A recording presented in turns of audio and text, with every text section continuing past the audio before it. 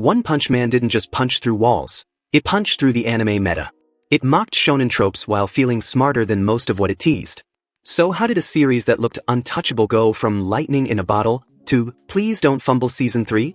Let's rewind. Shonen isn't only about power-ups. It's loss, purpose, identity. One Punch Man took all of that and flipped the script. What happens after you reach the summit? Season 1 answered with humor, weight, and style. Season 2 answered with silence from the fandom. Today, we break down why Season 1 worked, where Season 2 stumbled, and why Season 3 is a true make or break. Fall 2015, the meteor strike. When Season 1 dropped, nobody expected a cultural moment. Anonymously penned webcomic. Wonky art. Great writing hiding in plain sight. Then Madhouse assembled a dream team and the show hit like a meteor. Saitama memes everywhere. Okay, became a punchline. Non-anime fans tuned in. It wasn't just hype, it was fresh. The hook? Emptiness at the top. Saitama isn't chasing rank or respect. He already has the power. That's the twist, he feels nothing. While most shonen stories climb the mountain, One Punch Man asks, what if the peak is lonely? That emptiness is the emotional engine. It makes every joke land harder and every quiet beat feel weirdly profound. Why Season 1 looked unstoppable? Madhouse didn't just animate fights, they made them feel like events. Dynamic framing. Clean motion. Expressions that sell the joke before anyone speaks. You could feel the impact in every cut. Whether it was Saitama one-tapping a kaiju or Genos melting a mountainside, the staging had intent. The satire hit deeper because the show looked better than the shows it was parodying. The world that made it work. Saitama trains so hard he goes bald, becomes unstoppable and gets bored. Genos enters. A disciplined cyborg with a tragic past and a vendetta. They join the Hero Association, an actual bureaucracy with rankings from C to S. Exams, clout, performance, PR. It's a hero system that measures everything except what Saitama actually wants. A challenge. Music that carries the joke and the drama. From the first notes of jam projects, The Hero, you know the tone, ridiculous but earnest. Guitar riffs charge the set pieces, softer cues underline Saitama's boredom. And then the soundtrack undercuts moments for comedic payoff. The music doesn't just decorate scenes, it helps flip them.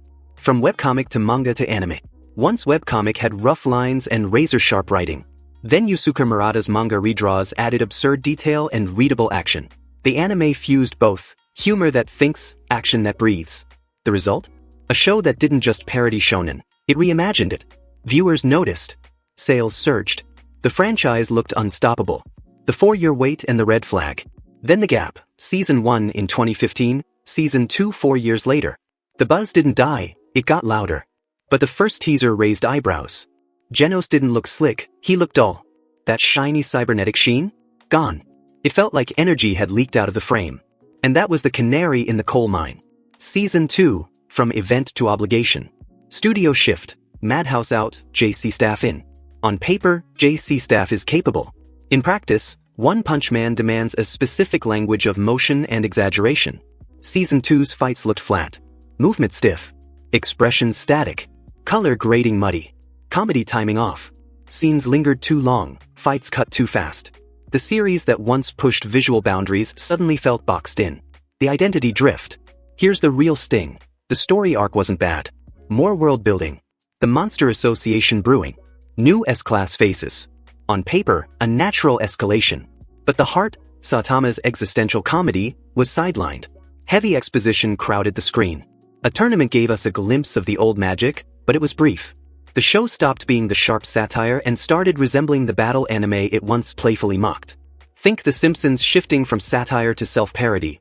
The mirror turned into a meme. The silence that hurts more than hate. A fandom can survive criticism. It can't survive apathy.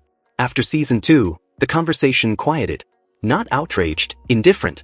For a series that once broke the internet, that's the scariest sign. The brand didn't just take a hit, it lost momentum. Season 3, peak or plummet. Season 3 aims at the Monster Association arc, chapters 86 to 170 in the manga, often praised as the series' high point. Garu, Tornado, even Saitama get spotlights that matter. But the scale is a double-edged sword. Adapting it demands clarity, rhythm, and spectacle. Rushing it would be fatal. And yes, J.C.STAFF is returning. That could be redemption or repetition. What needs to happen now? 3 things bring One Punch Man back. Motion with meaning. The fight language has to breathe again. Anticipation, impact, recovery. Comedy timing. Let the cut itself be the joke. Hold when it's funny, snap when it surprises. Saitama at the center. Keep the world big, but the thesis clear. The strongest man alive looking for a feeling he can't punch into existence. The stakes, plain and simple. Season 1 was lightning in a bottle. Season 2 was a cautionary tale. Season 3 is the turning point. Nail the arc and One Punch Man reclaims its spot as a modern classic. Miss, and it becomes a lecture in unmet expectations. Do you think Season 3 can restore the magic, or is the brand too bruised to bounce back? Drop your take below. If you've made it this far, you already know the drill. Like, subscribe, and share this with the friend who still says, okay, unironically. I'll see you in the next one.